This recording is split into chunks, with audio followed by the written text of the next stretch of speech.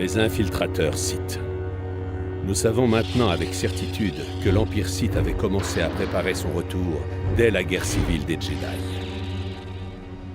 En fait, il ne fait plus aucun doute que les origines de la guerre civile des Jedi n'étaient pas aussi simples qu'on le croyait. Les premiers représentants de l'Empereur Sith à retourner dans l'espace de la République étaient bien connus. Dark Revan et Dark Malak. Revan est aujourd'hui une légende, un grand héros de l'ordre Jedi. Mais il aura fallu attendre sa rédemption.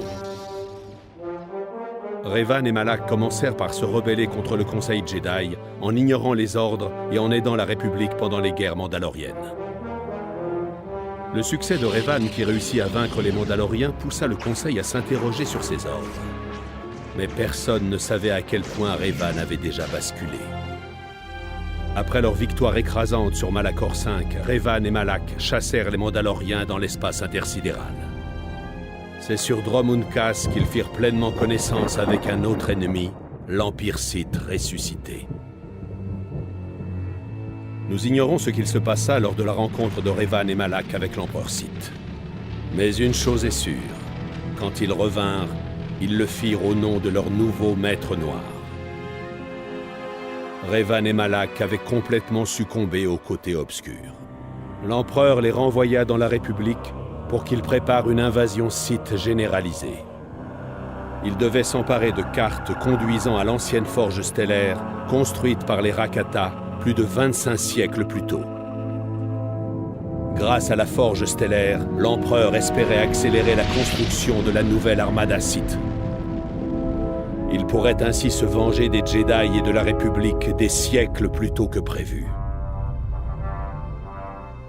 Mais Dark Revan et Dark Malak avaient de plus grandes ambitions. Alors qu'ils approchaient de la forge stellaire, les deux seigneurs Sith commencèrent à avoir des visions de leur propre empire.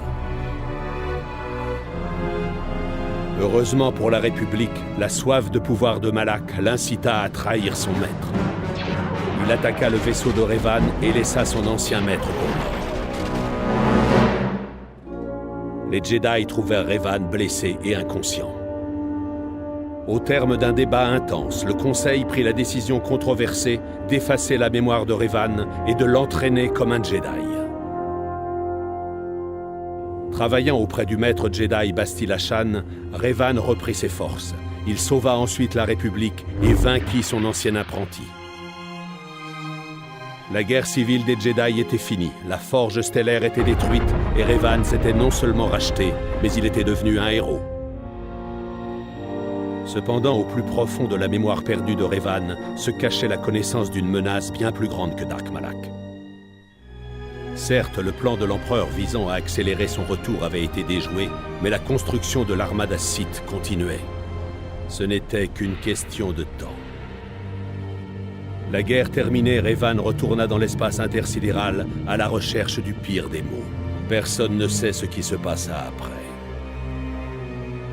Bien que le destin de Revan reste un mystère, nous avons appris beaucoup au sujet des événements qui précédèrent sa chute. Les guerres mandaloriennes feront l'objet de mon prochain rapport.